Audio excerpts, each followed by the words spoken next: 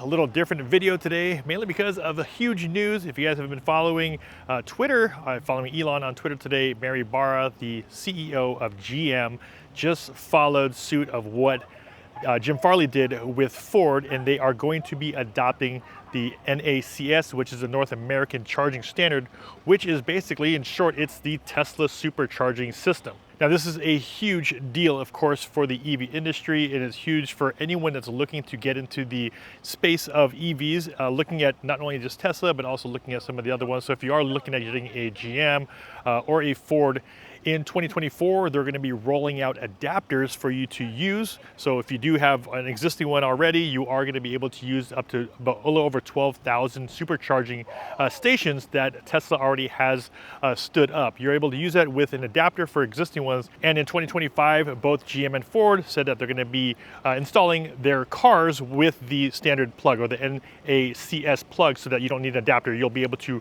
roll up to a Tesla supercharger just like this and be able to plug into your GM or your Ford, and more than likely you'll have some sort of API that's going to go from the Tesla app into now the Ford or GM app, and ideally try to have a very similar user experience that Tesla already has, which is pretty streamlined. All you do is roll up to a supercharging system or network just like this, come up to your car, press the button, plug in.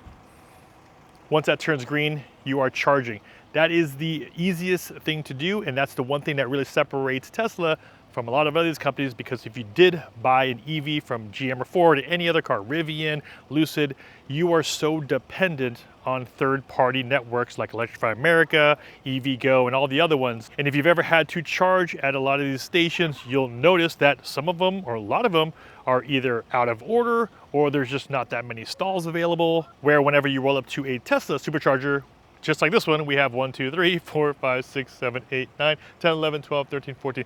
There's about 16 supercharging stations here. I'm at my local Target. So when it comes down to supercharging the car, there's not really much of an issue, because even if there was 1 or 2 down, there's about 14 or 50 of them here, where if you were to take a road trip and you were to go somewhere and you pull up to an Electrify America, you might only have 4 stalls for you to use, and a lot of the stalls might either be broken, they might not just be in service, or like the one I've talked about on my channel in North County Fair, that one's literally been wrapped up in Electrify America branding for almost 2 years now, never worked, I've never seen it on, and you run into situations like that. Now, this is a huge deal, of course, for a lot of potential EV customers that now have a little bit more options than just Teslas. You are going to be having the option now to use something like the supercharging network, which is the most reliable and most robust system that we have here, especially in North America. Now, as a Tesla owner, do I see this as being a burden?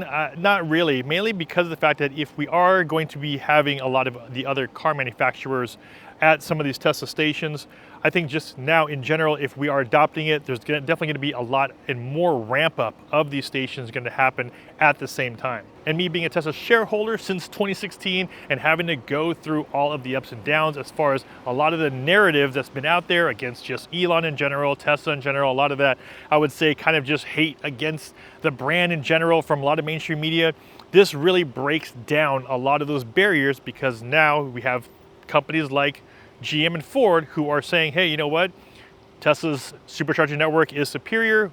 We need to go with it. It's the best route for us to do in order for us to not only move forward as far as our EV charging goes, but to really survive this whole EV revolution. Now, one of the questions I have is what is the next companies? All of the other car companies are pretty much going to have to, I would assume, follow in their footsteps. Toyotas, the Hondas, and all the other ones, the Rivians, Lucids, will more likely have to adopt this, mainly because now, if you don't, you're going to be limited to using the Electrify America, using the EVgo systems, which, like I mentioned, just haven't been ramping up fast enough, and there's so many issues with it.